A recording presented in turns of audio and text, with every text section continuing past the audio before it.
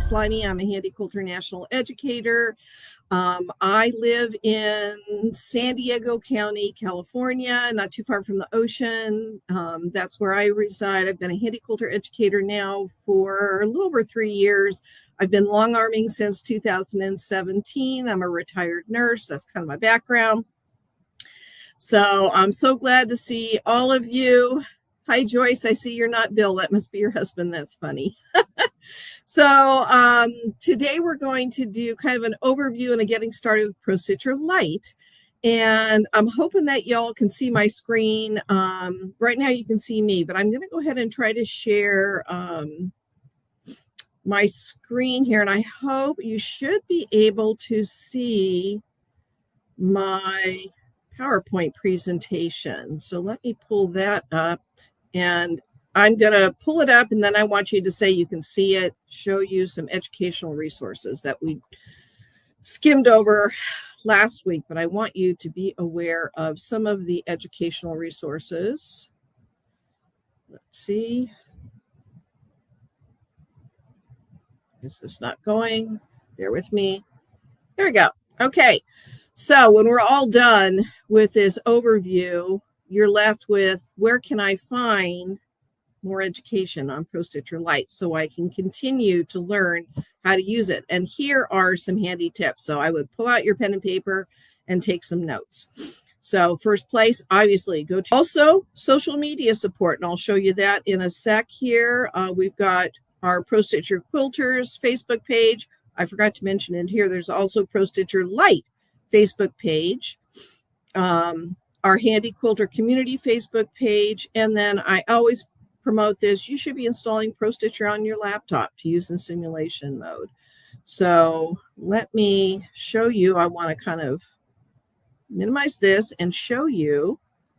Here's our Facebook page here. Oop, it went back. Sorry, these are all my notifications. I'm a busy girl on our Facebook pages, as you know. So Pro-Stitcher Lite. This is our Pro-Stitcher Lite Facebook group. If you own Pro-Stitcher Lite or are planning on buying it, you want to join this group. I am support. I'm social media support for this group, and we have some expert users and other Handi Quilter educators that will jump in and answer your questions. I also recommend that you join the Pro-Stitcher Quilters Facebook group. That's kind of an overarching group for everybody, Pro-Stitcher Premium and Lite users.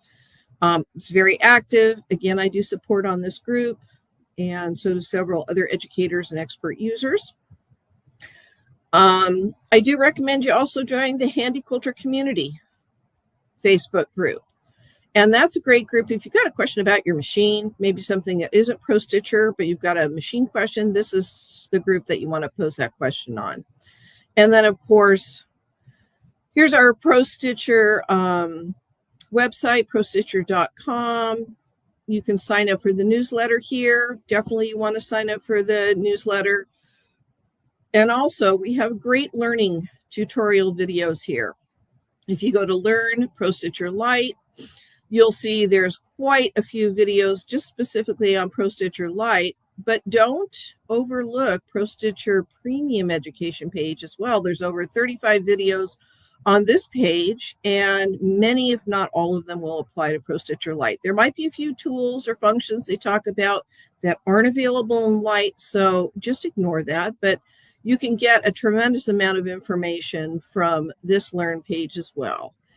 And then we have the Handi Quilter website. There's good information here.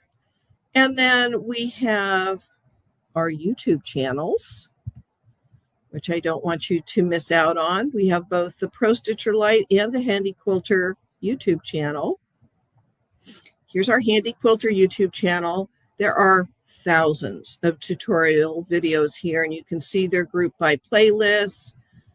This live will get posted not to the Handi Quilter YouTube channel, but our Pro-Stitcher. But this is where our live events are. We have playlists that you can check out that are topic specific. And then this is the Pro-Stitcher YouTube channel. Down here a little further, which is not showing in my list for some reason. See if I can find it for you. There it is. And this is our Pro-Stitcher YouTube channel. Again, if you go to live, this is where our live events, here's my last one here, over here. And then this is what we're doing today. That'll get loaded a little later today. And here are the upcoming ones. And you see it says upcoming. And right now we're live. So those are our educational opportunities. So let me see if I can pull up my PowerPoint again and make it big, make it small, make it presentation. There we go. All righty. So let me get back to the very beginning. Okay. First thing we want to talk about is how to turn your system on and off. That's really the very beginning. So if you've got Pro-Stitcher Lite and you're wondering, okay, how do I actually turn my entire system on correctly? You want to make sure that you turn your system on and off in the correct order. So to turn it on, you want to plug in your power cords to your electrical source, which I'm going to tell you really should be a UPS, an uninterruptible power supply. And we'll talk about that in a second. So plug your power cords back in, and you should always unplug your power cords when your system is not in use. Your UPS is there to protect your system while in use. But when you're not using it, you're shutting down for the day, you always want to unplug your power cords from the electrical source. Then you're going to turn on your carriage. Then you're going to turn on your main power toggle switch, which is located at the back of your machine. And some machines that have Pro-Stitcher Lite may have a front power button switch. It could either be on the left side of the machine or under the right handlebar. Turn that on. Allow your machine, give your machine a hot second to boot up before you turn on your Pro-Stitcher tablet. And then you hold the power button down for about 5 seconds. You'll see the power light light up usually, or you'll see the name of your tablet on a splash screen, and then you can let go of the power button. So that's how to turn it on in correct order. Power cords, carriage, machine, Pro-Stitcher. Now, to turn your to shut your system down, you just reverse the process. You're going to shut your tablet down by going to File, Shut Down, and I'll show you what that looks like in the next slide. And I'm going to tell you it's important you shut your program down that way. The File, shutdown process not only shuts down the Pro-Stitcher software program correctly, it will also shut your entire tablet down. So, caveat, if you have Pro-Stitcher installed on your laptop and you're using it in simulation mode and you want to shut the program down, you would go to File, Shutdown, Exit to Windows. That's for your laptop. This file path is for your tablet or your display attached to your machine. Then you're going to turn off your front power button if you have one. Turn off the main power toggle switch on your machine located on the back. Turn off your carriage. Unplug your cords from the electrical source. So this is the File shutdown process I was talking about. You're going to be on the File tab. In the ribbon, you're going to touch Shutdown. This will give you a drop-down window, and you're going to select Shutdown. That's how you shut down when your tablet on your machine, when you're on your machine. Again, if you're on your laptop, don't touch Shutdown, or it will shut your entire laptop down. You want to use File, Shutdown, Exit to Windows when you're shutting Pro-Stitcher and simulation down on your laptop. Okay. Promise I talked about this UPS. So this is an uninterruptible power supply. This is just an example. Most look sort of like this. They have some sort of slight variety in shape and size, but basically it looks like a big box.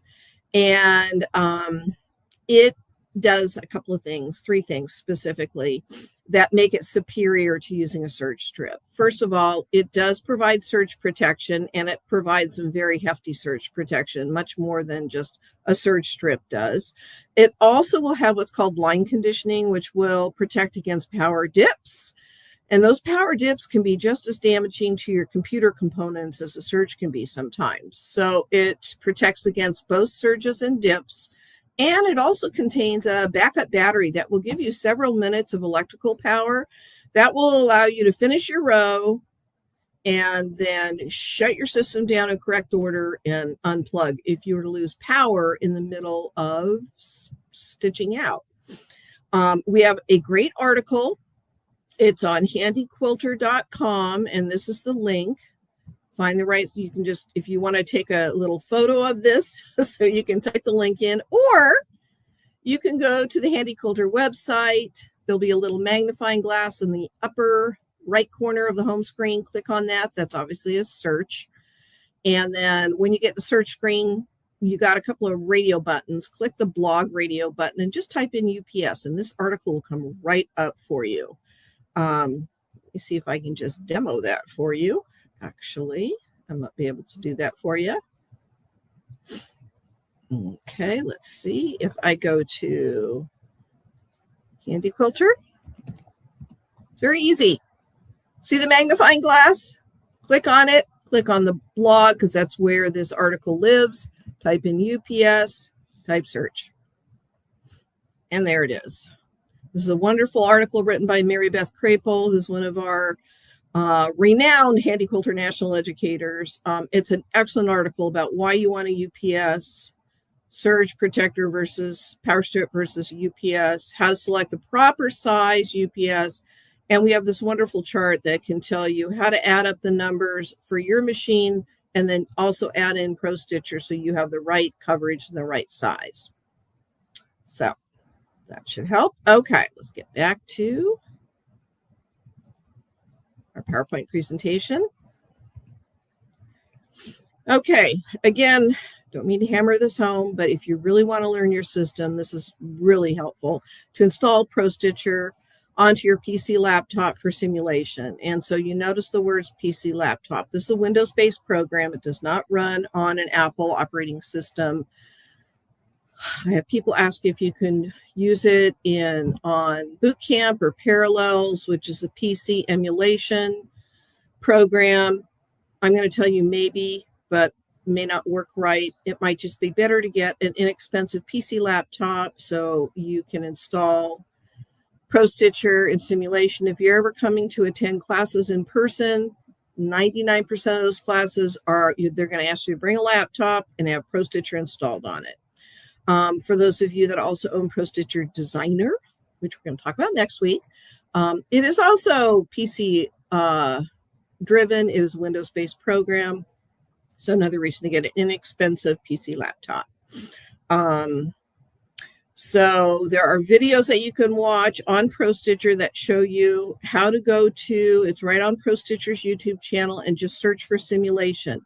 And the video Pro-Stitcher simulation will come right up for you, and you can watch that on how to install Pro-Stitcher onto your laptop.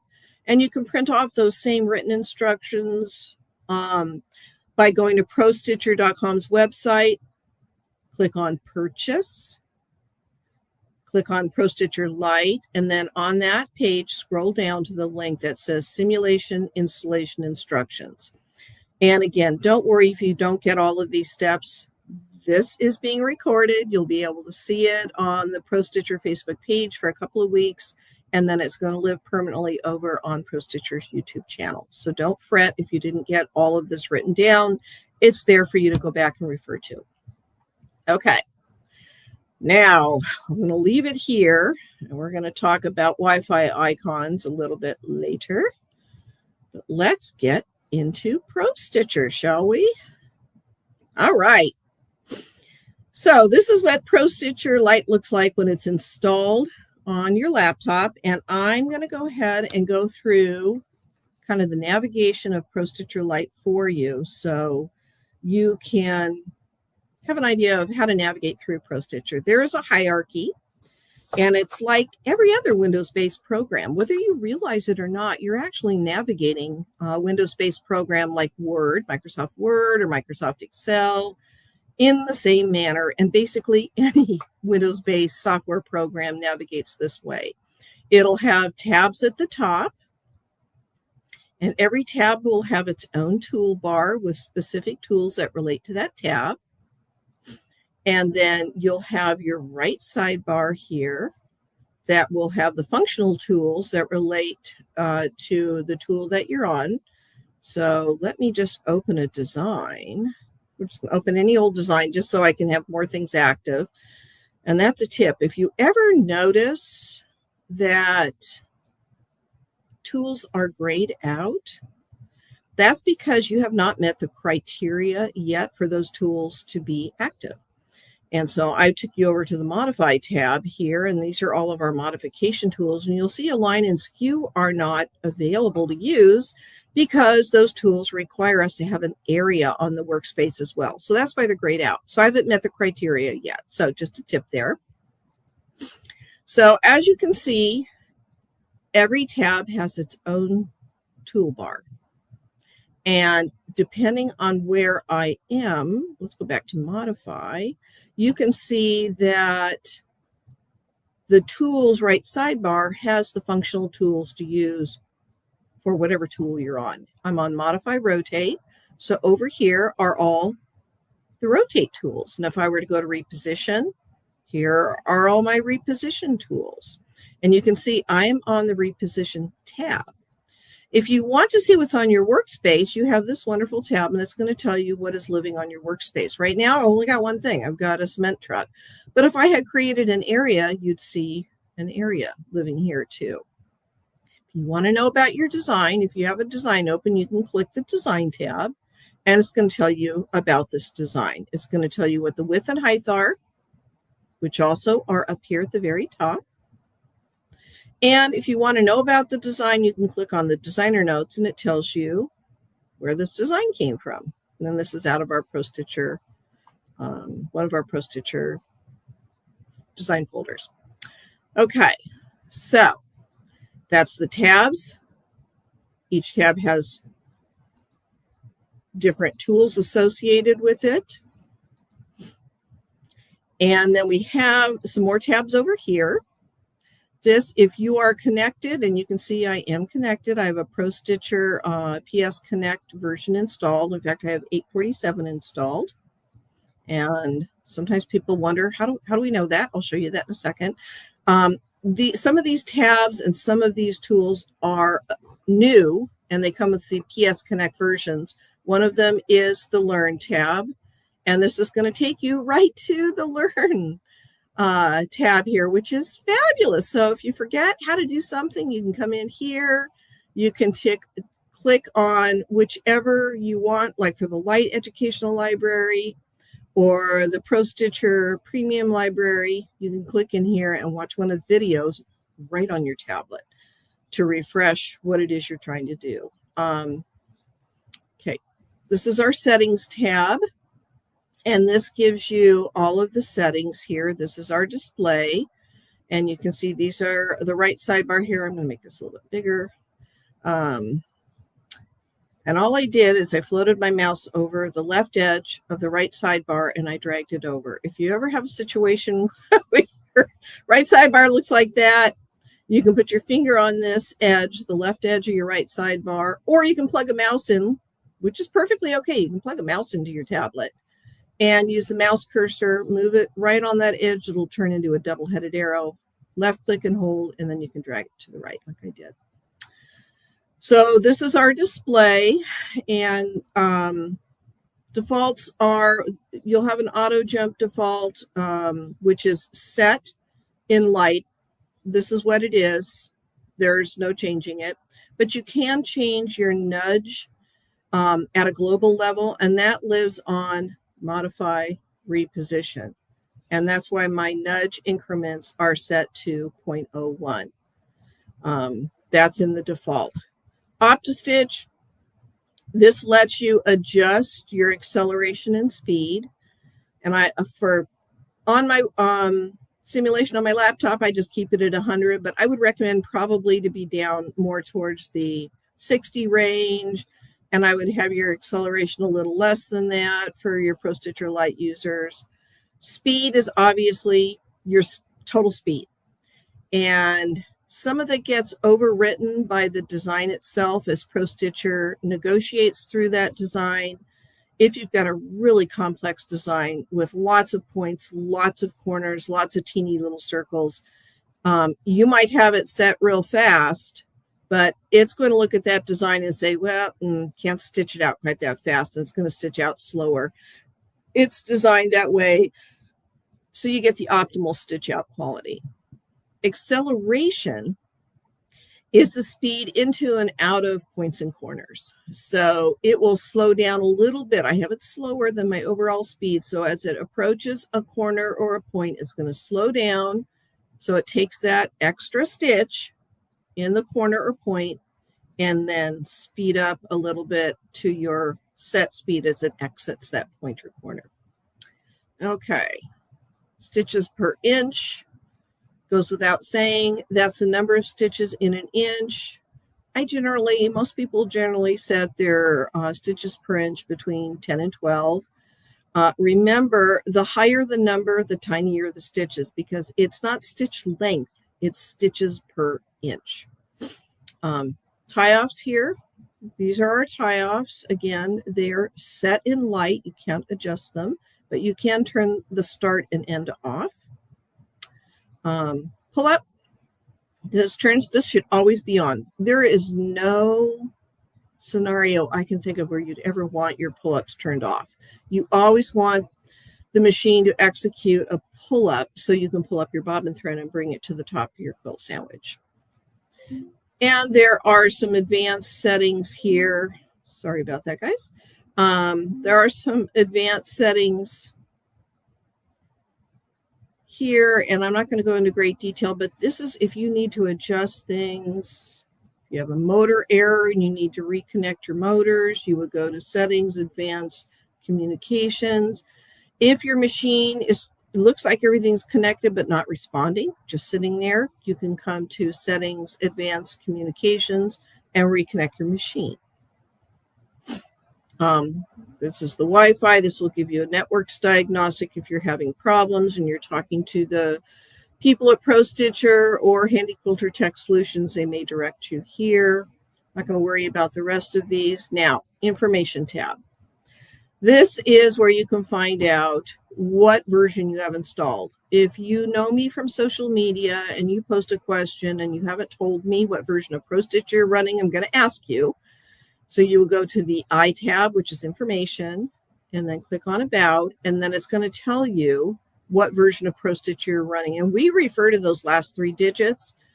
It's a naming convention. You can see that this version was released in 2025 in March, and it's version 847. Okay, and then you can just click out of About. All right, so we've gone through those tabs quickly, but now I want to talk a little bit about the left sidebar. Back over here. Okay, so our left sidebar consists of 2 toolbars. We have our assignable quick access toolbar, and we have our workspace toolbar. And you'll see this simulate button. You won't see that on your machine, tablet, or display. You're only going to see select, pan, and zoom. This gets populated when you install Pro-Stitcher in simulation on your laptop. And if you click on it, it allows me, see how my crosshairs changed to, or my mouse changed to crosshairs? My mouse cursor is now an X, and if I left click my mouse button and hold it, I can move my crosshairs around. So it simulates you having your hands on the handlebars of your machine and moving your machine head around. And remember, your crosshairs represent your needle on your machine.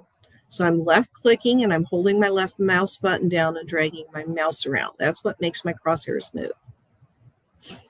Now, I want you to notice something about the left sidebar. Remember how I said over here in the right sidebar, your tools, this is your tools that represent whatever tab you're on and tool you're on in the ribbon. So if I go to modify and reposition, this changes. I want you to watch something in the left sidebar as I click through the tabs. Keep your eye on the left sidebar. Okay, so if I go to edit, I go to the area tab, I go to the modify tab. If you notice, none of these tools change. They're static. So that's what makes this left sidebar so handy. These are our assignable quick access tools. All of these tools live somewhere else in Pro-Stitcher, but you can assign them. These are all assignable. And this is pretty much what you would see. These are, I think, the default selections, and they're all pretty good. But, you know, as you become more and more familiar with Pro-Stitcher, you might want to reassign some of them. I recommend not reassigning undo or redo. Do not reassign baseline, and do not reassign your channel locks. But that gives you a few other ones that you can fool around with. And the way to reassign them is you go to your settings tab, display, and if you notice in your right sidebar, you have this assign magic wand. If I click on this, I want you to look what happens to the buttons over here. See how they get big? And they're scrollable, so you can get to the ones below. So you just take your finger and drag down. And then if you want, you can click on this is a little tiny right arrow. Click on that. You'll get a fly out menu that allows you to pick something else. And so let's say I pick grid, and I decide I want this button to be grid instead of rulers. And then I just turn assign off. Now it's turned my rulers button to a grid button. So I'm going to go and reassign that back to rulers and turn it off. So that's how you reassign your assignable quick access tools. Again, these three selections are static, so no matter what tab you're on, what tool you're on, you'll see select, pan, and zoom. Now, just a little tip from a user. This is usually the default selection. This allows you to select a design and move it on the screen if you want. When I'm stitching out, I prefer to kind of hang out on Zoom. And here's the reason. We have touch screens. And if you were accidentally stitching out or working on your tablet and you accidentally swipe your screen with your finger, you can do that. Now, it's not fatal. If you've moved your design accidentally, no big deal. Just click undo. But you can also accidentally touch something and be in a tool or function or have changed something that you didn't mean to, simply by hanging out on select and accidentally touching or swiping your touch screen. So I prefer to kind of hang out on Zoom. So just a little tip. Alrighty, so again, selects the design. Your pan allows you to move what you see on the workspace, and it just moves your view. So you can see this turns into a hand. And if I move it, it's just moving the view on my screen. Do you see my scroll bars moving? That tells you it's just moving the view. This is not moving the design. It's just moving the view. If we kind of scroll out, it will make more sense. It just moves the view on my screen. You can see my scroll bars. My vertical and horizontal scroll bars are also moving. I don't use pan a lot. I tend to use my scroll bars, which allow me to scroll in one axis. But that's what pan is. Zoom is exactly what it sounds like. It allows you to zoom in. And the easiest way to zoom, there's a couple ways you can zoom. You can draw a little marquee box by putting your finger on your screen and just dragging it down diagonally, and it will create a marquee box and let you zoom in. So it's nice to sometimes if you want to zoom in on a specific spot. And if you look down here, we also have zoom. You can move your slider bar or you can unzoom. And also we have this lovely refresh button here, which refreshes everything that's on your screen, your area, crosshairs, and design to the middle of your screen. So again, if you touch refresh, it will pull in your crosshairs, your design, and if you have an area. So if I'm going to zoom way out, let's say you had your crosshairs way out here. If you refresh, it might look like that. If you really want this to be in the middle, you can do zoom to design, or you can just move your crosshairs and do refresh, and that will pull everything into the middle of your screen. And we'll talk about some of these tools down here in a quick second. All right, so I think I've covered everything here, and we've talked about Simulate. All right, so let's see here. Talked about the right sidebar, and I've mentioned the workspace. This is your workspace. And let's do some more of these tools here. So we've talked about some of the tools. This one is an on-screen keyboard, or OSK. Sometimes you'll see OSK. And that pulls up a keyboard for you. So if you need to type something like, I'm trying to think of when you'd use this. It's usually outside of Pro-Stitcher. This, like, let's say you're trying to do Windows updates. This will allow you to type.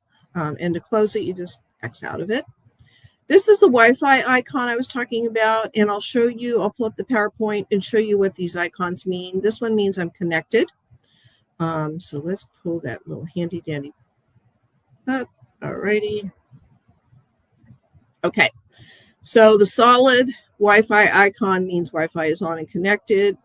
If your Wi-Fi icon looks like this, it means your Wi-Fi is off and disconnected. And you'll see that happen when you go into the Pro-Stitcher tab, Quilt, and you start stitching. Pro-Stitcher will disable the Wi-Fi for you while you're stitching. So that way your Wi-Fi is turned off. Supposedly Windows cannot try to step in sneakily behind the scenes and look for and install updates. I still recommend when you're using Pro-Stitcher that you put your tablet into airplane mode and turn your Wi-Fi off at the Windows level. That way, that completely excludes Windows from trying to look for updates. And just good rule of thumb is if you haven't used Pro-Stitcher for a while, you plan on doing a project, I would update your Windows first if you're running a PS Connect version. Get those updates installed, and then go ahead and use Pro-Stitcher. But I would still put your tablet into airplane mode and shut the Wi-Fi off at the Windows level. Way to do that is you're going to swipe up to bring up your Windows toolbar, and you can see here in the tool tray, which is the right corner of your Windows toolbar, you will see a Wi-Fi icon, and you should see a little airplane in here. If you don't see the Wi-Fi icon or the airplane, just click the up arrow. It'll give you some more tool tray icons, and you should see the airplane in there or the Wi-Fi, and that's where you would turn them off. Okay. A little handy hint there. All righty. Let's see. If you see this icon with the Wi-Fi icon grayed out and a question mark, it means you have not connected. You have not enabled your Wi-Fi in the tablet. You can do that if you go to ProStitcher.com, learn PS Connect FAQs. There's a great video on how to enable the Wi-Fi on your Pro-Stitcher tablet or display. All right. Let's get out of there. So that's this icon. This is one of the most underused tools we have in Pro-Stitcher. This is our built-in help menu. If you turn it on and you click on a tool, a function, a location, let's say if I click on my workspace, it's going to tell me what the work area in Lite is. It's going to have a very nice explanation. Let's say you want to know what baseline is. If I click on one of my quick access tools, it will tell me what that tool does. They're all drag and drop. So it is a wonderful built-in tool. When I first got started with Pro-Stitcher, I installed it on my laptop, was using it in simulation, and one evening I probably spent an hour with this turned on, clicking on as many things as I could to figure out what was what. You can see it's an on-off tool. When you're done, just click on it again to turn it off. And again, you know something's on if it's green. So that means it's either on or active. And you can see I'm on my settings tab. So here's my settings toolbar ribbon. This is active now. This is my file tab. It's green. And here's my file toolbar ribbon. So green means active or on. Tan means off. Okay. Talked about the crosshairs. So I'm trying to cover everything. Motor icons. Okay, this is the last one up here I want to talk about. This tells you the status of your motors. Your motors need to be in a state that either unlocked or locked that will allow you to stitch. And you will also see if your gears are enabled, your crosshairs will be orange. Right now I'm in simulation, so my crosshairs are green. For you, when you're on your machine, on your tablet or display on the machine, you should have orange crosshairs, and your gears icon will look orange as well. And your motor icon will either be, it should be unlocked. It will turn locked when you've actually started stitching. So let's look at those motor icons so you can see what they are.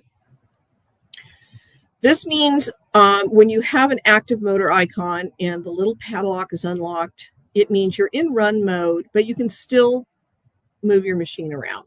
You'll feel some resistance because your gear's engaged, and that's normal. If you go to Pro-Stitcher Quilt and you've touched run, your motor icon is going to lock, and it's going to look like this. It means you can't move your machine at all. It is locked in place. It's locked and loaded and is ready to run. If you're using your channel locks and you put your horizontal channel lock on, your motor icon will look like this, saying you're locked in horizontal. And same thing for vertical channel locks. You're locked in the vertical.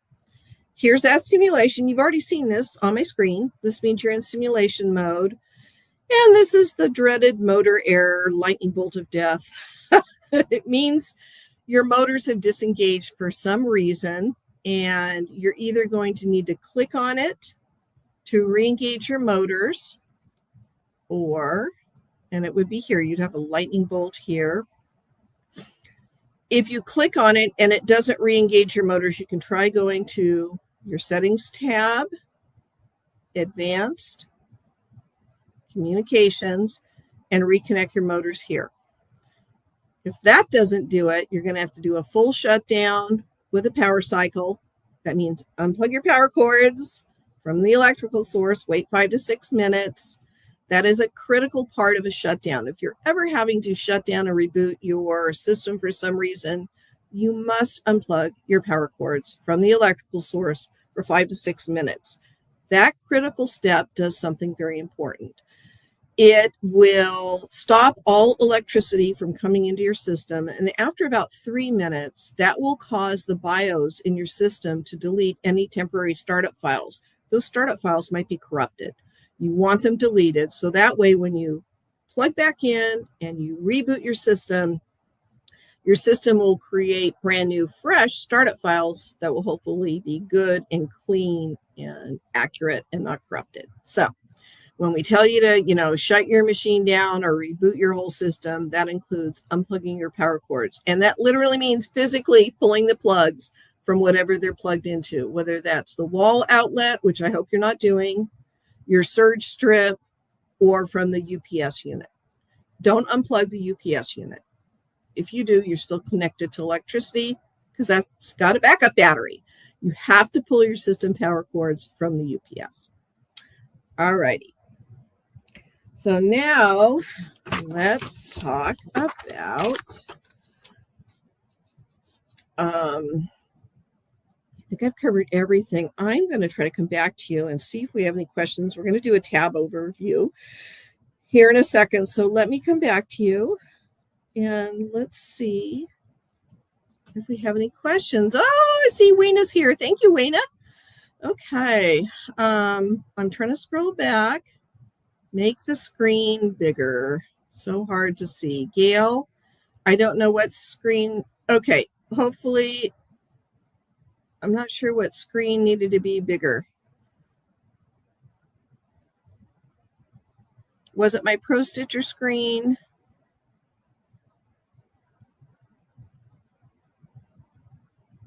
I'm just trying to see. What was not showing big? Was my Pro-Stitcher screen not showing big? Let me pull that up. Does that look big to you guys?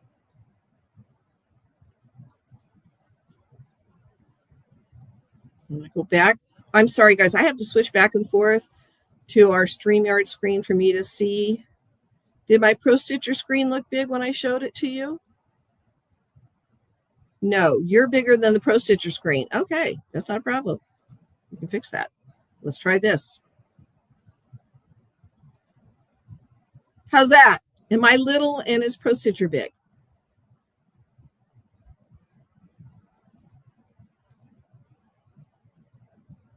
Yay, okay, fixed, easy. Please, too small. Got it. Okay, it's fixed. Okay, and that was, okay, Michelle saying much better, much better. Okay, Gail, no problem. Thanks, Gail. There are a couple of, y'all are familiar with the learning curve with Pro-Stitcher, I'm sure. I'm in a learning curve with StreamYard. I use 3 different streaming programs to do virtual events. We use Zoom, Teams, and StreamYard, and they're all a little different, and the tools are all in different places. So for any of you that have used Pro-Stitcher for a while and have changed from one version to the other, you know what I'm talking about. So you want to see the motor icon sheet again, you betcha. I can absolutely do that. Let me show you your motor icons again. All right, let's make it big. All right. This is what you should normally see when you launch Pro-Stitcher. Your gears will be engaged. Your motors will be ready. They're in what's called run mode. So they're ready to lock themselves and stitch. But it will show a padlock that's unlocked. You'll know because you'll be able to move your machine. It won't be frozen in place. But this means you're going to be ready to stitch out. So it'll be a padlock that is unlocked, and your crosshairs will be orange. That means your gears are engaged. That means you are ready, and that means you can work in Pro-Stitcher, you can build your designs, and you'll be able to move your machine around to create your area. So this is where you are when you open Pro-Stitcher. When you get ready to stitch and you go to Pro-Stitcher tab, quilt in the ribbon, and you touch run and you start stitching, your motor icon will lock itself. That means you are literally locked and loaded and ready to stitch, and you will not be able to move your machine. Only Pro-Stitcher will. So if you touch pause, let's say you're stitching, you have to pause for some reason, maybe you need to run to use the restroom, touch pause, you'll notice your machine is locked. The motor icon will be locked. You will not be able to move your machine head unless you touch cancel. If you're using your channel locks, horizontal or vertical, this is what you're going to see. Simulation again, this is where you see the big S superimposed on the green crosshairs. If you're in simulation mode, you know, because your motor icon will look like this and your crosshairs will be green.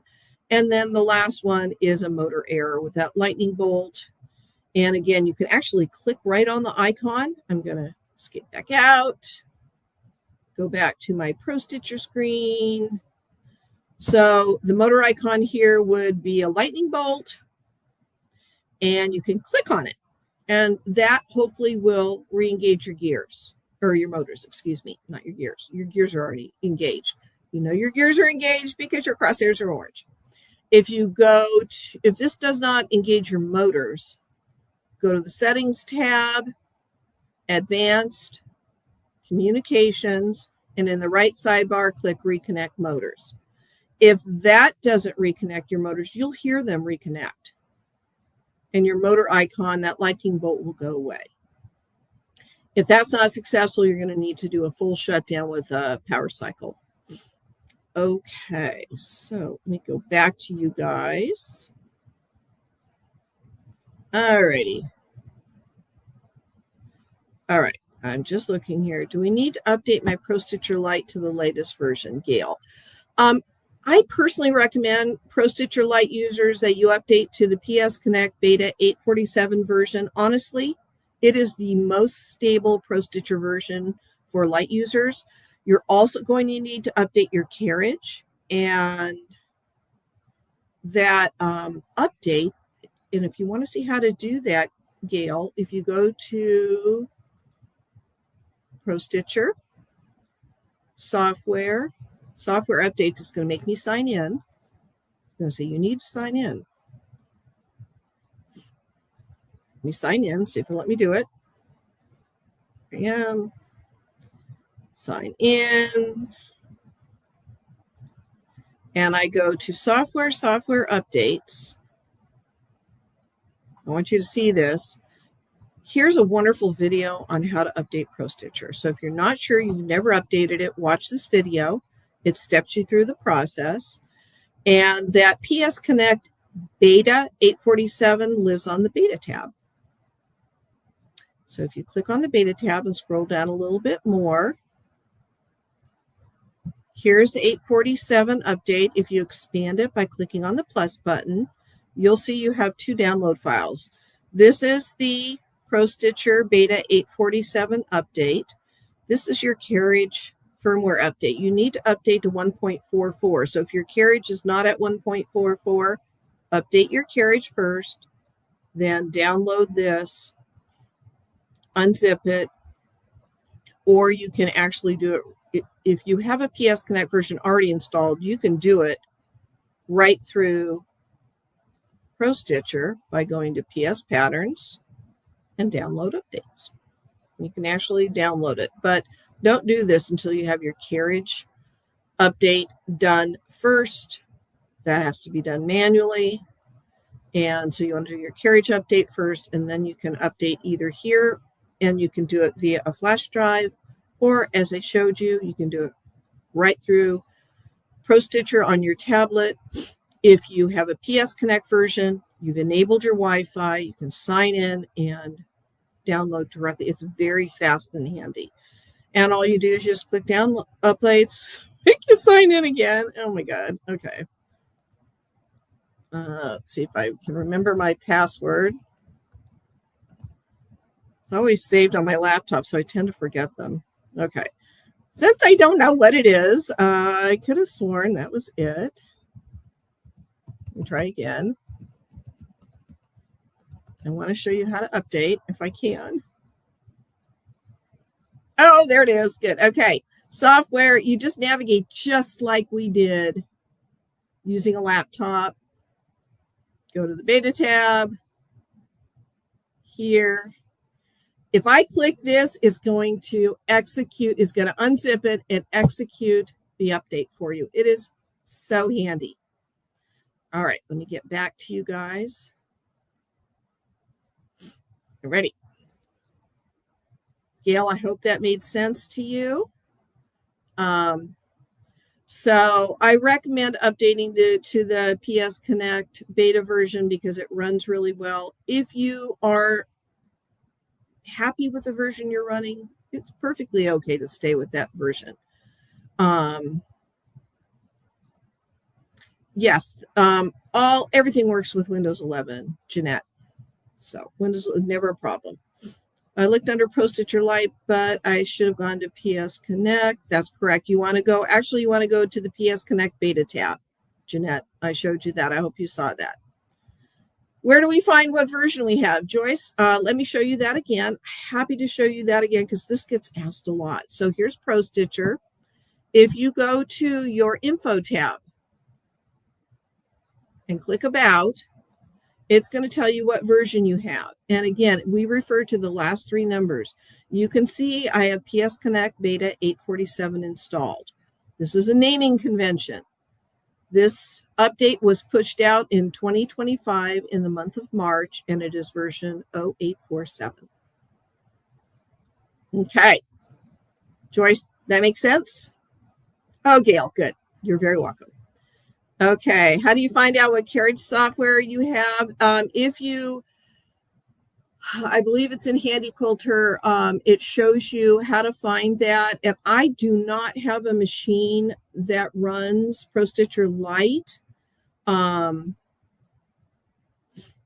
type of tablet you have? Jeanette, if you look at the back of your tablet, you may have to take it off the clamp. It should tell you the name of the tablet on the back of the tablet. Also, if you go to, hold on a second, YouTube, on our Pro-Stitcher YouTube channel, there it is. Oh, it's up at the top. If you search here, I want to say tablet is what I used. Less is more for searches, by the way.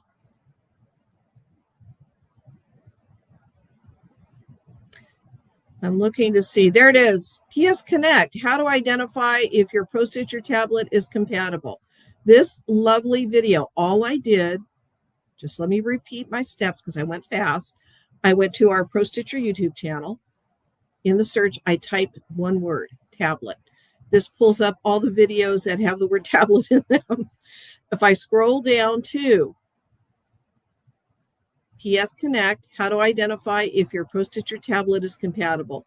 This runs through a whole bunch of different tablets and will show you how to identify what tablet you have by how the tablet looks. But also, if you look on the back of your tablet, again, you may have to slide it out of the clamp to see the label. It should tell you what brand and hopefully model tablet you have.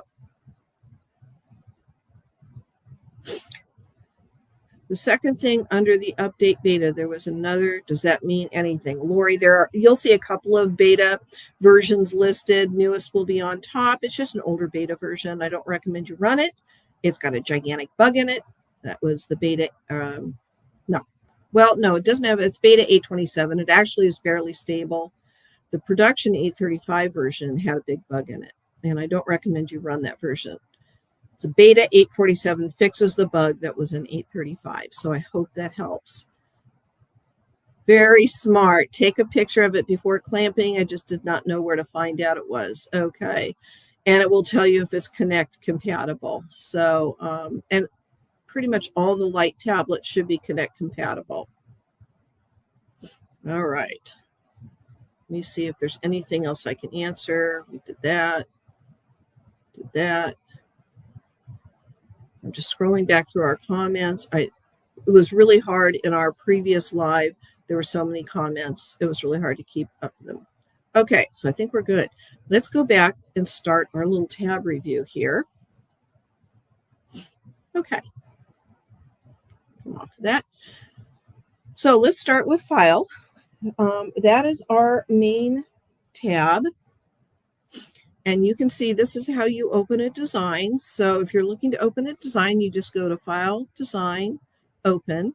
Or if you're looking to open a design that you had previously opened, it's going to show you your last 10 or 15 designs in order, newest to oldest.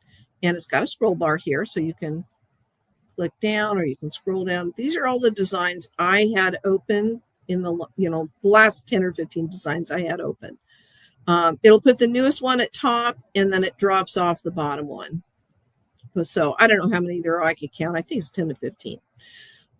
If they're not listed here, you can go to Open, and then, oh my gosh, let me run and grab an adapter because I want to show you something very important about how to find your D drive if you want to open a design from a flash drive on your machine. So let me grab my adapter. All right. The beauty of doing something live. Every once in a while you forget something. So let me plug in.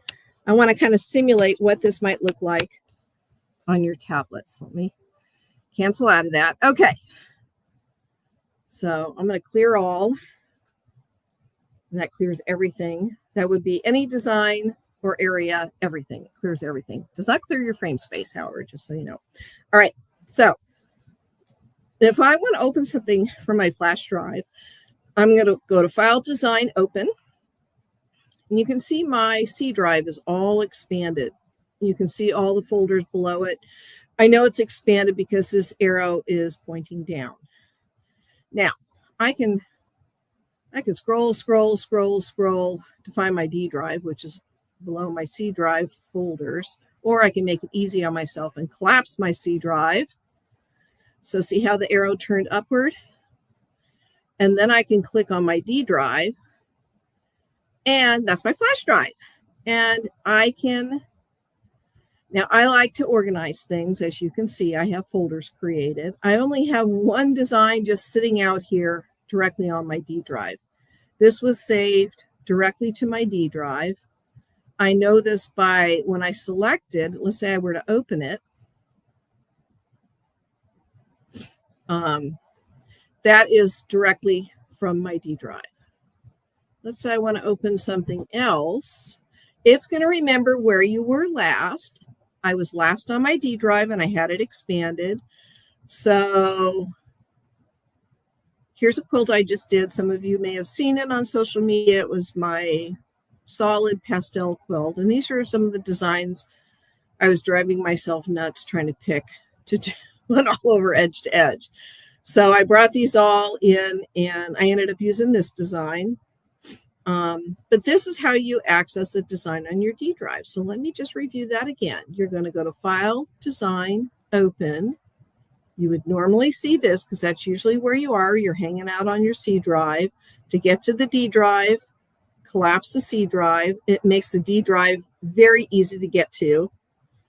Expand it. And then if you have your design saved directly to the D drive, and you can see I'm right on the root D drive. See how it's green? Remember I talked about green is on or active. If I want to get into a folder, I can just touch it. And you can see now I'm in the D drive order lesson folder. These are the designs in that folder. I don't have anything in there. Let's see. There's some designs in my intermingled folder. Here's a quilt I did. This is the design I used. I built this in simulation, saved it to the flash drive, and loaded it to my computer. So another quilt I did, a whole bunch of different designs. I custom quilted that. So that's how you open a design. Okay, let's open a design. Cement truck again, because I want to make all of these active for you. This saves your design. So File, Save, Selected. And now you're going to get wherever you were last that you were looking at. I do not want to save the design in here. I want to save it on my flash drive. So again, collapse your C drive. Go to your D drive. If you've already created a folder, pick one. If you want to create a folder, you can click here. And this allows you to create a new folder. And it will open to that. And then you can save it. If you've done something different to it, I recommend giving it a new name, like maybe you resized it. And then click Save. So you know it's a little different. I always recommend if you've edited a design, always rename it so that way you don't ever run the risk of overwriting an original design. If you give it a different name, it's not going to overwrite. So now I save this to my flash drive. Close selected just closes the selected design. If I had more than one design here, it's going to only close what's selected. So let me give you an example. Let's just duplicate this design. Okay, so now I have two of them. This one is selected. I know it's selected because it's black. If I go to my workspace tab over here, this is the design that's selected. If you duplicate or copy and paste a design, Pro-Stitcher is going to rename it and stick a number after it. It's just its naming convention. But it lets you know which one is selected. And this right workspace tab is so underutilized. If you're having trouble selecting something by touching it, just go over to the workspace tab and you can touch one of the lines. Much easier. So let's say I want to get rid of this one. I can just go to File, Close, Selected. This one's selected because it's black, and it'll close it out. There we go. This is not selected yet. See how it's gray? So if I click over here, I can select it. Okay, clear all. We've talked about it. Clears everything. Clears all designs in your area. Does not clear the frame space. Update. This is to manually update with a flash drive. If I were to click on this, it's going to open up my D drive.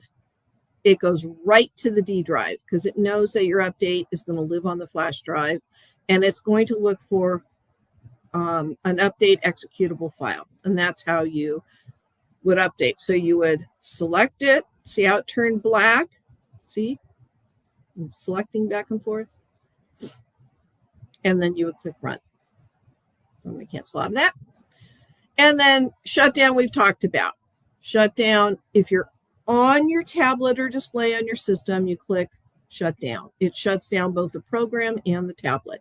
If you're in simulation on your laptop, click exit to Windows. Okay. Let me just get back to you all and see if we have any questions on that tab. Okay. Can you save designs from simulation on your laptop and import it onto the tablet? Oh, heavens, yes, Jeanette, I do it all the time. Just save it to your flash drive. If you want to create a handy dandy folder for your project, name it whatever your project is. You saw like Katie's quilt, Sycamore quilt. You can do that right on your laptop. Save it to your flash drive, unplug your flash drive, plug it into your tablet, and then open it from your D drive, just like we showed. File, design, open, collapse the C drive, touch the D drive, find your folder, touch it. Whatever's in that folder will display on the right. Open your design. If you accidentally change a design, can you get the original back? Ooh, that is a good question, Janet. One of the reasons why I always say if you're editing a design and you're saving it, change its name and pay attention to where you're saving it. You want to browse to your flash drive. I do not recommend saving edited designs or all over edge-to-edge designs to your tablet. Just there's no reason to do it. You're going to clutter up your tablet. If you ever sell your system, you've got to go back and delete all that stuff off your tablet. You don't want to give anybody designs you purchased. First of all, that's illegal. Second, it's your money. You don't want to give away free designs, and we're not legally allowed to do that anyway. So always save to your flash drive. And just as good habit, your flash drive should live in two places. It should either be plugged into your system or it should be plugged into your laptop, and it shouldn't be anywhere else. That way you'll never lose it. So, Carol, if you want to install Pro-Stitcher in simulation, if you go, I showed you where that was. If you go to ProStitcher.com, and let me show you again how to do that, because that is so important. Okay. If you go to ProStitcher.com, this is what the homepage looks like. And if you go to purchase Pro-Stitcher Lite, scroll down. Do you see this link right here? Simulation installation instructions. If you click on it, it's going to pull up a PDF, and mine's scheduled to save it. Or you may have it open to a tab, and those are the printed instructions on how to install Pro-Stitcher in simulation. You will need to copy your designs folder that's on your flash drive. And let me show you where that is, because I have my Pro-Stitcher flash drive plugged in right now. This is the one I got with Pro-Stitcher. You can see I've added a bunch of folders, but if you scroll down, you're going to see something right here. See this designs folder? That's all the designs that came with my Pro-Stitcher Premium. You can see with Pro-Stitcher Premium, we get some featured designers, but you'll have 1, maybe 2, and 3. 1 PS Designs. No, you have 1. I think you have 1 PS Designs. You won't have 3. You'll have PS Designs. So you'll have a designs folder right here on your Pro-Stitcher flash drive. Plug that into your laptop, use File Explorer, copy it, and then paste it directly to the C drive of your laptop. Don't paste it anywhere else. It needs to live on the C drive. Okay, so I hope that made sense. Let me go back. Okay, do you mean the PS flash drive or the black one? I mean the flash drive that you got when you bought your Pro-Stitcher Lite system. You all got a flash drive that came with your system, and on that flash drive, there is a designs folder. Is there a special way to eject your flash drive from a tablet? I know there is from your computer. Okay, Leanne, that's a good question. You've been a computer user for a while. You don't need to use the eject button. It's not necessary. If you're in Pro-Stitcher, all you need to do, let me pull this back up again, is just clear your workspace. If you had a design up on your workspace that you had loaded from your flash drive, if you do a clear all and get rid of the design, you can pull out the flash drive at that point. Perfectly safe. It will not corrupt the flash drive. And I do this sometimes. I'm on my tablet, on my machine. I go to load a design. I open up my flash drive and it's like, oh, shoot. I forgot to copy and paste that design I bought on my flash drive. But maybe I have another design up from the flash drive. So I'll do a clear all, clear my workspace. Then I can pull out my flash drive from my machine and then go to my laptop and go get that design. Okay, good question. So it's not necessary to remove a flash drive when stitching. No, oh my gosh, don't do it. Don't do that. My flash drive does not always see properly. You can hear it sort of disconnect from the tablet. Okay, Annette, you should have 2 ports. Use the other port to see if it works. If this continues to happen, you're going to need to get that fixed because you've got a loose connection. So you want everything to function properly with your system. So try the other USB port if that is also giving you that disconnect sound, and it'll go dee-dee-dee, dee-dee-dee, dee-dee-dee. And you can hear it connecting, disconnecting, connecting, disconnecting. If it's doing that, switch ports. If it still does it, get it fixed. Okay. The designs are separate file to copy. I'm not sure what that means. The designs folder lives on your Pro-Stitcher laptop. I think that's what you're asking about. If you take your Pro-Stitcher flash drive and you open up File Explorer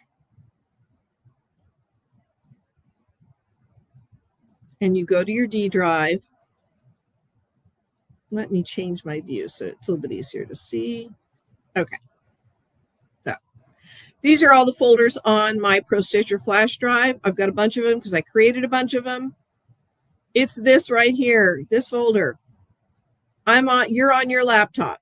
You have your Pro-Stitcher flash drive plugged in. You open up File Explorer and you go to your D drive.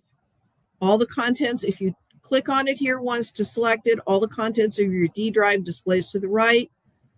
Left click on this once, then right click and click copy. This will copy the designs folder to your Windows clipboard. Then go to your C drive, left click on it once to select it, right click, click paste. Okay. Okie dokie. Yep, there we go. Okay, you heard the sound. Yeah, thanks.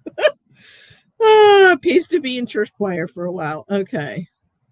Y'all are welcome there. Good. These are things that you don't always get to know. So I'm glad we're doing this. You need to rewatch it. Yes, Janet, lots of computer instruction. There is. And I'm going to keep going. I may go past my 1.5 hours because I want to make sure you get everything. Right. Let's get back in here. So we've talked about everything here. Let's go to our edit. Okay. I need to get a design up so we have something to edit. Cement truck is getting busy. Okay, I went to File Design and I opened up my cement truck resized. It wasn't resized, but I just renamed it. This is opening the design up for my D drive. Remember, I saved it, gave it a new name, saved it to my D drive. So that's where this is. So Edit tab. We have History, Undo, Redo, Cut, Copy, Paste, Duplicate, and Clear All. You see 2 things are inactive. Again, remember, if something is inactive or grayed out, it's because you have not met the criteria for that tool to be available. Okay, Redo is not available because I haven't done anything to this design. But let's say I move it, or let's say I resize it. Let's resize this guy. Resize. I'm going to turn my lock button on so I can resize in one aspect and it will resize the other aspect proportionally for me. So let's say I want to make this a little smaller. So let's say I want to make it 5 inches tall. Okay, so I resized it using my height aspect, but it also resized my width aspect proportionally. Tip, write this down. Always turn your lock off. This left on can interfere with your area, height, and width. If you're ever entering those, if you leave this on, it can affect one or the other. So always turn your lock button off. I've requested that we fix this. Software developers don't see it as a bug. I told them it was. It needs to be fixed, so they're working on it. Okay. Since I resized this, I've modified it.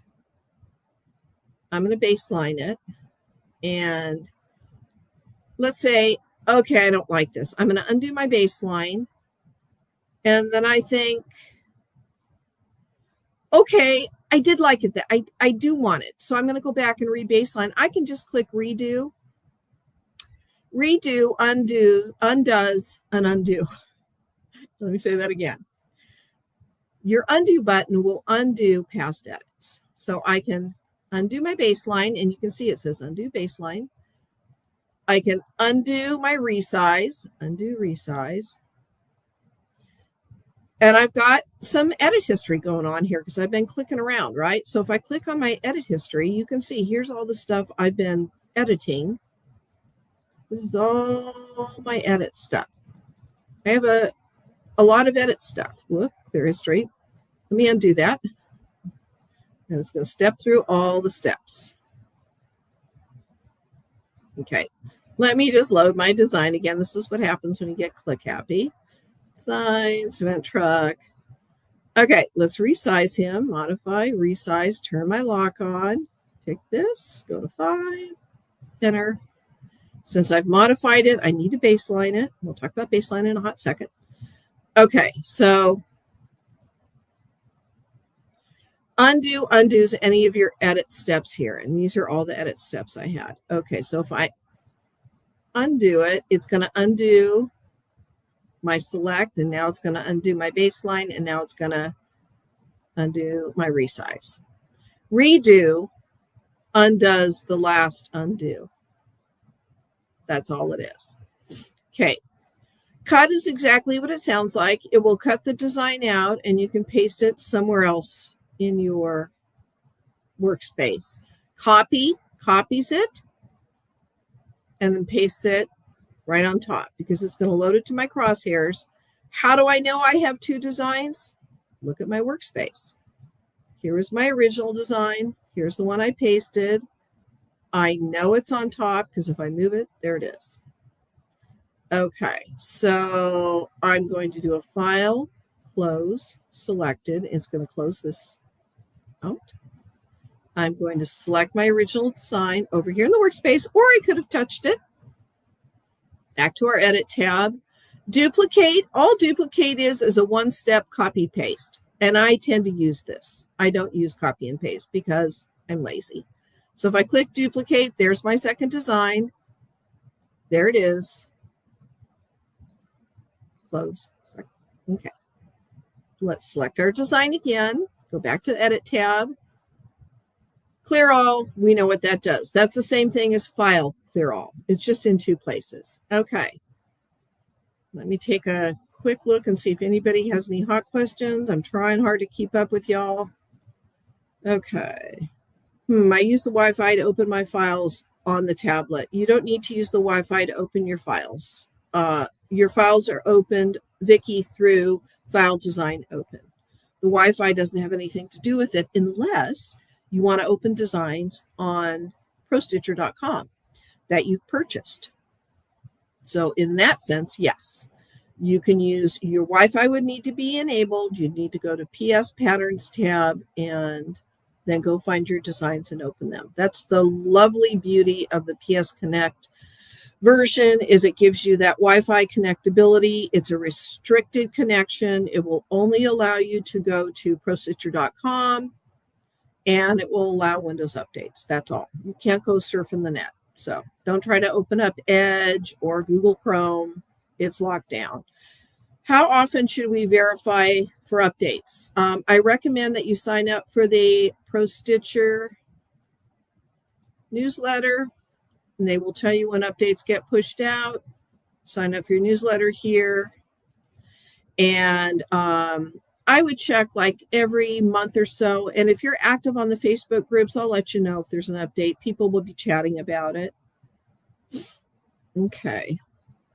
So let's go. I think we've got everything. Let's go back to Pro-Stitcher and talk about area. So this is where your frame space lives. And this is the first thing you should always create when you are getting ready to work on your tablet. And the way this is a little tricky to do, I'm not going to lie, in simulation. But you do need to create a frame space. Let me go back to area. And let's see. I'm trying to get back to 0, 0 just so I can use my toolbars. And here's what I'm going to do, because this is the easy way to do it. I'm going to exit, and then I'm going to relaunch Pro-Stitcher, because it will, when it relaunches, what's so nice about Pro-Stitcher, when you reopen it, your crosshairs will be at 0, 0. I keep my rulers on, so I know these things. And it's up to you. We're going to talk about the View tab here in a second. But in the View tab, I keep my ruler on.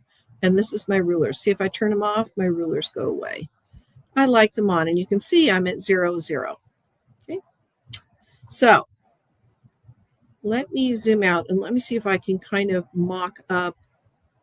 I have to get out there. So let's say we've got a baby quilt. I'm going to turn my grid on too. That helps a little bit. I don't usually work with my grid on unless I'm doing some custom work, but when I'm stitching out, I always turn it off. See how much background noise you have from it? It really interferes with you being able to see some key things on your workspace. So I don't recommend you leave your grid on when you're stitching things out. Okay, so to create your frame space, that's the first thing you always want to do. And if you aren't sure how to create it correctly, if you go to ProStitcher.com, learn Pro-Stitcher Lite, there's a video on the Learn Pro-Stitcher Lite page that shows you exactly how to do this. It's a great video because they zoom in on Christina creating that frame space on the quilt top. So you can see that she is going to take her needle and she is going to put it all the way to the left, almost to the clamps, and all the way to the top, touching the take-up bar, and then moving it down just a wee bit and setting that first frame space. And then she takes her machine needle and she moves it all the way to the right, almost touching the clamps, and then all the way down to the belly bar and touching it. I have to try to count 1, 2, 3. Oh God, 1, 2, 3, 4, 5, 6, 7, 8, 9. I'm at 10, 11. Till let's say I have a Moxie with a 15-inch throat space. So I would want to have a Moxie XL with an 18-inch throat space. I don't want to stitch anything larger than 12 inches. Your rule of thumb, take your throat space of your machine, subtract 6 inches from it, and that gives you the maximum safe height of a design. So if I'm on a Moxie with an 18-inch throat space, 12 inches is probably the tallest I would ever want to use. 1, 2, 3, 4, 5, 6, 7, 8, 9, 10, 11. Let's go down to 12. So I've touched my belly bar and I've come up. I've pushed back about 1/4 inch, almost at my side clamps. Set the next one. So I've got a baby quilt on. It's only 30 inches wide. That gives me about 5 inches of extra space on each side. And this is my maximum height of my throat space. So you are telling Pro-Stitcher where it's safe to stitch in your throat space. Frame space is mandatory in Pro-Stitcher Lite. Create it first before you do anything else. Give yourself the maximum height you possibly can, from take-up bar and then back off 1/4 inch, all the way to your right side clamps. Don't touch them, but come close. touch your belly bar, and then back up about 1/4 of an inch. Set your second frame space. That gives you every possible square inch in height that you can safely stitch. Now, caveat, if you're doing a giant quilt like a king size, over king size, or you're using super high loft batting or double batting, you might want to reduce that by another inch. So instead of 12-inch maximum height for a Moxie XL, you might want to go down to 11. You don't want to get to the last row of your quilt and not be able to fit that last row in. Remember, your individual design height is going to end up being your row height if you're doing an all over edge to edge design. Okay, I want to stop here because this is such an important part of Pro-Stitcher Lite. Any questions? Should we create a frame space with Pro-Stitcher Premium? Mavis, I am so glad you asked that question. The equivalent to frame space in Pro-Stitcher Premium is quilting space. And I say absolutely 110%. You should always create your quilting space, especially when you're doing all over edge to edge work, because you will never hit a bar. If you create your quilting space, you know exactly where it is safe to stitch. The differences in Pro-Stitcher Lite, frame space is mandatory. I know you've all, for those of you who have Lite, have gotten the out of frame space error message. That's Pro-Stitcher's way to say, hey, user, you're going to hit a bar if you try to stitch this out. So it's a good thing. I know some people get frustrated, but it is a good thing. Unfortunately, in Premium, it is just a visual aid. The quilting space is just a visual aid. There's no coding behind it that tells us that you're out of your quilting space. So you need to pay attention to it and make sure your row is fully within the top and bottom of your frame space or quilting space. I use it all the time when I'm doing all over edge to edge work, because that way I know if I've advanced enough or if I've over advanced and need to back off. Is frame space different with Clearview? Nope, Jeanette, it's exactly the same. I have my machine set up in Clearview. Some of you may have a loft and you may have it set in low. I like it because I can see things better. I'm a little height challenged. I'm only 5'4", and I like my frame up a little higher. Just makes it a lot easier for me to see. But your throat space is still your throat space. That bar, whether it's the quilting bar or the backing bar, is still going to be in the same place. Such good. With PS Lite, is there only one save option? Leanne, yes, save. That's it. You can just save what's on your screen. There's no workspace available. How often? Okay, good. Ooh. Can you do the frame space? Not. Yes, you don't need to set a frame space if you're working in simulation. The only time you're going to run into an error in Pro-Stitcher Lite is if you try to actually run it and try to stitch it out. Then it's going to say, hey, you don't have a frame space or it won't stitch out. So then you would need to. What is Clearview? Carol, depends on what frame you have. Some of the frames you have the ability to load. So like the Studio 2 and 3, you have the ability to load in standard load or Clearview. And you can go to the Handi Quilter YouTube channel and just type in Clearview, and it will show you the video on that. Also, the loft frame has something very similar. It's called high and low, and it allows you to load in 2 different ways. So I'll let you take a look at that. Such good questions. I like to use leaders for my clamps that will avoid hitting the clamps. Yeah, good idea, Janet. If you've ever hit a clamp with your needle and broken a needle, you will never want to do it again because it can actually throw your timing off. All right. God, you guys are asking the best questions. Okay, let's pull up Pro-Stitcher again. Keep going. Okay, so that's how you set up your frame space. And now we have our 2-corner area. I recommend you use 2-corner area anytime you're doing all over edge to edge design. So let's pretend. So my frame space should always be wider significantly than my area. Again, you want to make your frame space as physically as wide as it possibly can be. From clamp, side clamp to side clamp. From take up pull to belly bar. Okay. So For all over edge to edge, you really always want to use 2-corner, and I like to stitch out into my batting.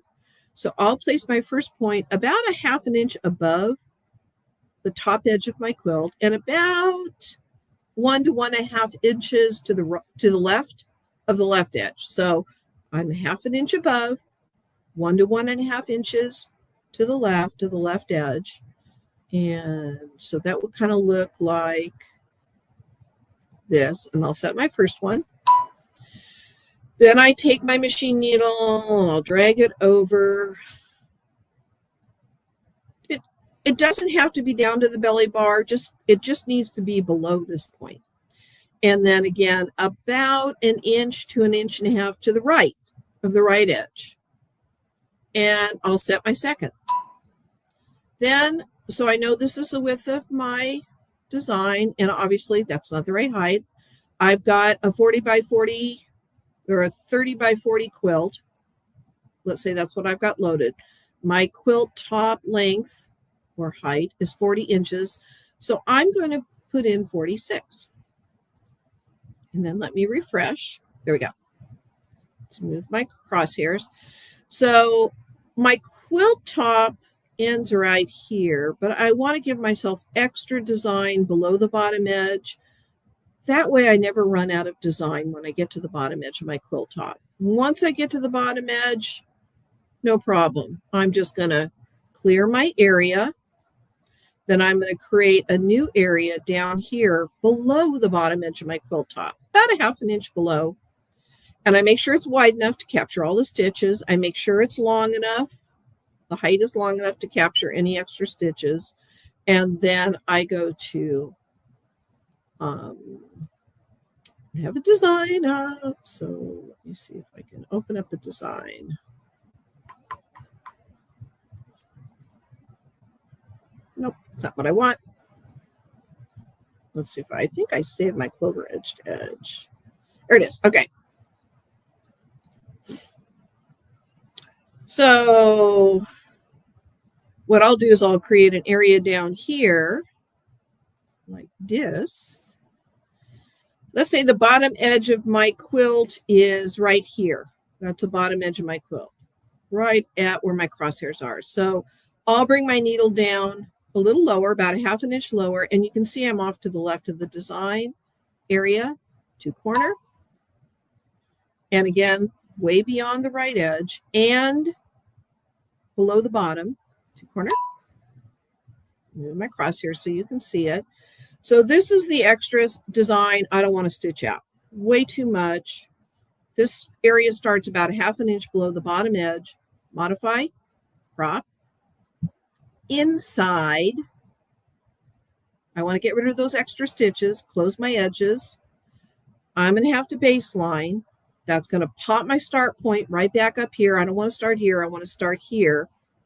Pro-Stitcher, new start end. And under the start column, I'm going to jump it down by rows. Jump, jump, jump, jump. I'm ready to stitch out that last partial row. Okay.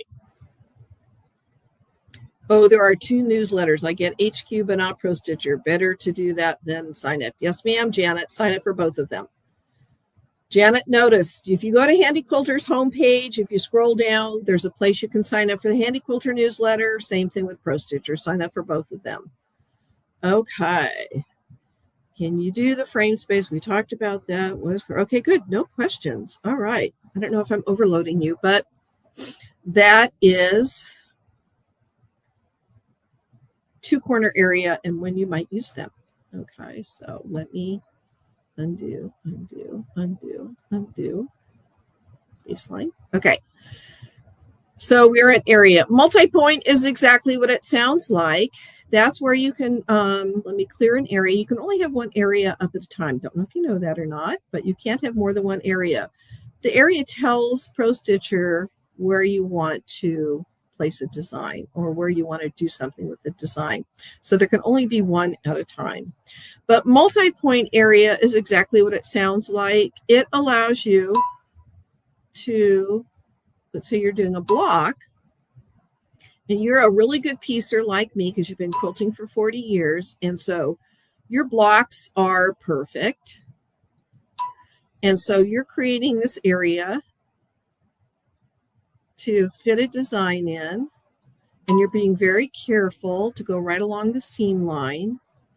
And you create your block area. And it looks like this. And you think, what? That looks terrible. Didn't I piece that well? Well, yeah, you did. But remember, your quilt top is a fluid thing. So when you load it, it gets pulled and stretched a little bit. And so it may not be all so perfect. That's the beauty of creating an area. So if I were to pull in a design, go to our designs here, blocks, and let's pull in just any old design. And I want to put this design in here. So because I've created a very exact area, I can go to modify and use several of our tools. I could use resize, but I'm going to always start with skew because it is really nice. Now, if that doesn't look so good, try border skew. That looks much better. Skew is good if you have just maybe 2 to 4 points.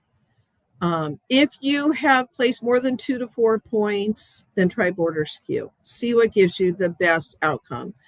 This will stitch out and look just perfect on your quilt, and it will look perfectly square, even though your area isn't so much. So that is multi-point. We've talked about frame space. Let's go back to modify now, to our modify tab. Baseline is our first button here. Baseline. What is baseline? Why is it important? Okay, it is one of the most critically important tools you can use. And when you're creating an all-over edge-to-edge design, there are 3 possible times that you are going to need to baseline, and you cannot skip any of them. Period. End of sentence, 100%.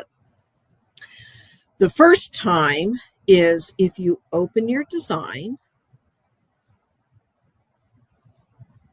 you open your little design element. Let me select it. Let's get it out of the way so you can see it. Let's zoom in on this. Okay, so you've opened a design. It is 9.5 inches tall. You have a moxie with a 15-inch throat space. So the safest you could really want to make this for height would be 9 inches. So you say, okay, just to be safe, I might be able to eke this in, but I'm not going to run the risk. So I'm going to resize this a little bit. So I'm going to go to modify, resize. Since this design is the only active design, this is the one that my modifications are going to happen to. Nothing's going to happen to this design because you can see it's not selected. So I want to resize it by height, but I want my width to resize proportionally. So I'm turn my lock on, and I'm going to resize it to 9 and press enter. Okay, that is a modification or an edit. If you do not baseline at this point prior to repeating all of them, that command gets retained and it gets sent however many times you repeat it. So you might have 60 repeats. It is an unnecessary command. But Pro-Stitcher, because you didn't baseline, Pro-Stitcher is going to try to literally resize each of those repeats as it stitches them out. It creates so much extra coding that you can end up overwhelming your buffer because you're sending all of this data while you're stitching out saying resize, resize, resize, resize, resize. That data that goes into the buffer, consider that the waiting room between your program and your motors, that it gets overwhelmed because it can't send it to the motors as fast as it's being sent to the processors. Your processor and your tablet is fast, fast, fast. Your motors, not so much. It's stitching at whatever speed you have it set to. So all that information gets sent into the buffer, which is the waiting room, to be sent out to the motors. It gets full of data, it gets over full, and then you get the lovely buffer overflow error, which some of you may have seen. So if you baseline, that action takes this design and literally freezes it in place with all the modifications and treats it as though it were a completely brand new unaltered design, just as though it were digitized this way. So it takes out that command of resize and it says, okay, let's just redigitize this. This design was meant to be 9 inches tall.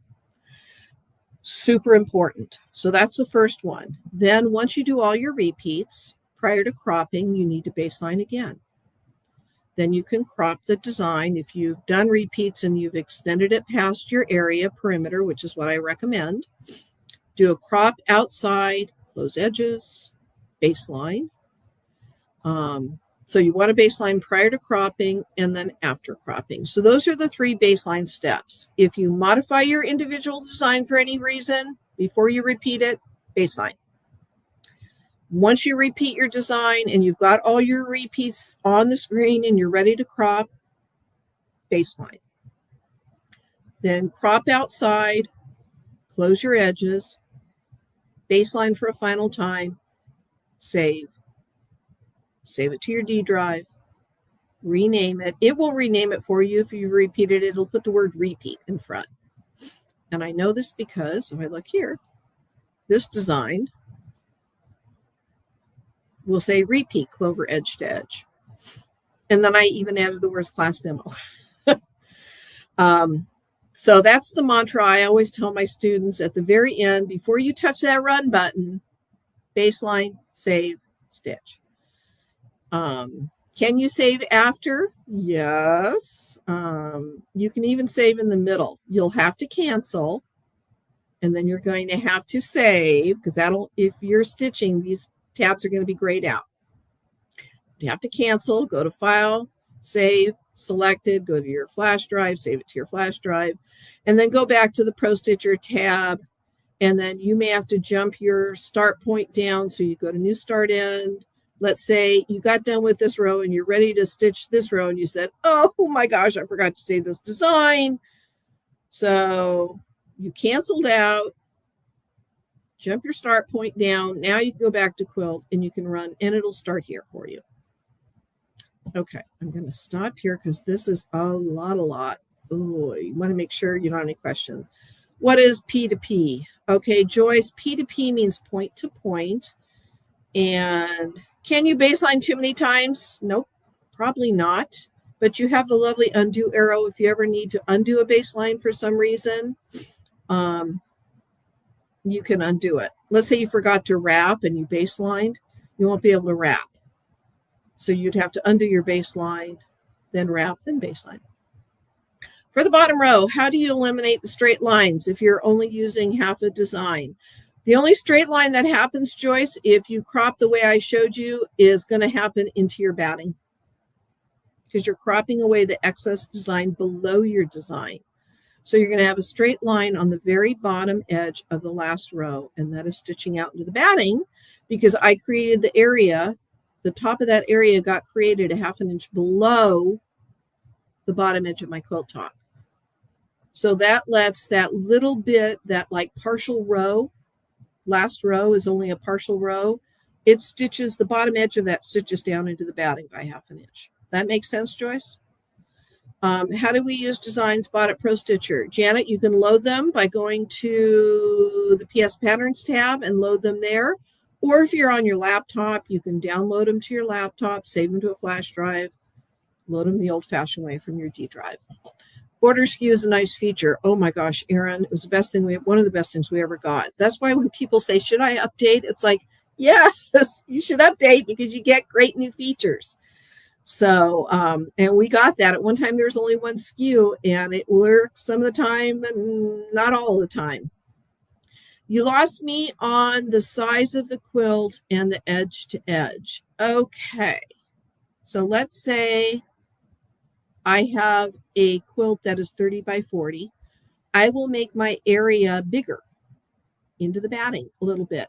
And you can see this if you go to ProStitcher.com, learn, both on the Pro-Stitcher Lite and the Pro-Stitcher Premium learn pages. If you look at edge to edge, there's an edge to edge video on both of those pages, and it shows you how to create an area that starts into your batting a little bit. So Jeanette, when I create that first of the 2 corner area points, that first point, let me show you on Pro-Stitcher. Let me go to area, clear. I'm going to clear my frame space just so it's not in the way. Okay, so I would have had my frames, whoops, and zoom on. Okay, so my area, let's just say the design represents my actual quilt top, just so you have a visual. I would actually create my area so it's about 1/2 inch above and about 1.5 inches to the left of the left edge of my quilt top. So my first 2 corner area point is going to be in the batting, 1/2 inch above my quilt top, and 1.5 inches to the left. And I put my first area point there. And then my second area point actually is going to be about here. It's going to be, well, actually it would be here. It's going to be set about, let me actually tell you where it would be. It would actually literally, if I brought my machine needle, I'm going to go towards my belly bar. I don't have to touch the belly bar, but I am going to put my needle about 1 inch to 1.5 inches to the right of the right edge of my quilt top into the batting and put the second one in. And then I'm going to touch into the height. My quilt top is 40 inches. Actually, this one is 50. My quilt top is 50 inches. My quilt top is actually 40 inches, sorry, and I'm going to make it 50. And it would extend down about 6 to 10 inches below the bottom edge of my quilt top because I want a bunch of extra design that I'm not going to use because I'm going to crop it away. I never want to run myself out of design when I'm down to the very last row. I want excess design so I can clear my original area. The bottom edge of my quilt top is right here. See where my crosshair is? This represents the very bottom edge of my quilt top. I don't want to stitch any of this out. This is going to be 6 to 8 inches into the batting. I don't want to do it. I don't want to waste my batting, fabric, and thread. So I'm going to create a new area. I'm going to move it down about 1/2 inch. I'm way to the left of my design. And I'm way to the right and below my design. I don't need to stitch any of this out. What's right above it is going to stitch out 1/2 inch into the batting. So I can get rid of all of this by going to Modify, Crop, Inside, close my edges, Baseline, jump my start point down to the last row, and I can stitch out that last row, and it'll stitch out 1/2 inch into the batting below my quilt top. So let me go back to y'all and see. Joyce, does that make sense? I hope it was Joyce. I think you were the one that was asking that, Joyce. Yeah. Hope that makes sense. So P2P, I'm not sure what you mean by P2P, or it was Jeanette. Okay, hope that makes sense. I lost my ding somehow when setting up the frame and area space. How do I get your ding back? You may have a volume button on the side or top of your tablet that accidentally got pressed by the clamp. So look for that. Or you can use your Windows, go to the Windows control panel. Remember, your tablet is just like a computer. You can swipe up, pull up your toolbar, and in the search field in your toolbar, you can touch in there and then touch your on-screen keyboard and type in control panel, and then go to your sound and just increase your sound. But will you create that other bottom area when you're stitching down there? Colleen, when I get down to the very bottom of my quilt top, and I've done what should be like the second to the last row, and I'm ready to do that last row, but there's all that excess design, then I'm going to clear my original area and create that new area.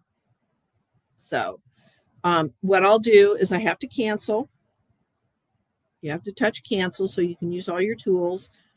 That causes Pro-Stitcher to move the start point to the first row. No big deal because I'm going to baseline, and that action would also do the same thing. So I don't care because I want to clear my original area and create that new area down below to crop away. Then I just jump my start point back down to the very bottom row and stitch it out. And if you go to Pro-Stitcher, you guys are going to get tired of me saying this. If you go to Pro-Stitcher.com,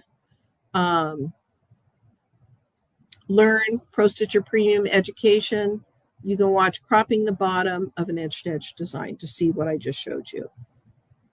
Should you figure out, should I figure out and cut the bottom extra before I start stitching, or can I wait till I'm stitching right before I stitch the last row? Susan, I'll stitch out the second to last row, and when I get to the bottom, it's like, okay, I only need this last part of the last row.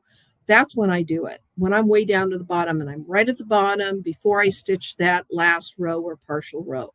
That's when I'll hit cancel, clear my area, create the new area, crop it away, baseline, and then jump my start point down. That's when you want to do it. And it shows you that in the video. So you guys have hung in there. We've gone way over. How do we stop the project because we need to sleep? Laura, you have asked a really important question. I want you to post that on the Pro-Stitcher Lite Facebook group. Laura's asking, how do we stop a project because we need to sleep and safely resume the next day? Please post that exact question. Tag me in your post. Just type at Patricia Fraser-Sliney. That will tag me. It should turn into a hyperlink. I will give you step-by-step for that. And then I'll also tell you what video to watch on the Pro-Stitcher.com Learn Pro-Stitcher Premium page. There's a video you can watch, and it follows those exact steps that I give you. Okay. There is so much more, as you can see. It's just loaded, and I've gotten through most of the important stuff. If you have any other questions, please post them either on the Pro-Stitcher Lite Facebook group or Pro-Stitcher Quilters Facebook group, and tag me. I do social media support for both of those Facebook groups. I'm very good about getting back to you guys, and I will answer your questions. So you guys have been wonderful. We're going to wrap it up now. Good, Jeanette. I'm so glad. Is there shrinkage? Let me answer this last one from Jeanette. From stitching the quilt, so wait to crop the last row. You just aren't going to know what to crop, Janet. So yeah, there can be a little shrinkage as you go. You're putting down a lot of stitches. So I wait to that very last row, and that tells me exactly what to crop away. So that way I can really make sure that I'm creating an area that literally is for sure half an inch below my quilt top. So you guys are so welcome. You've asked some excellent questions. Again, I'm there for you, and post on Pro-Stitcher Lite, Pro-Stitcher Quilters Facebook group. Tag me and I will answer your questions. Love you guys all. Happy quilting, and I'll see you on the Facebook groups. You're very welcome anytime. Bye, guys.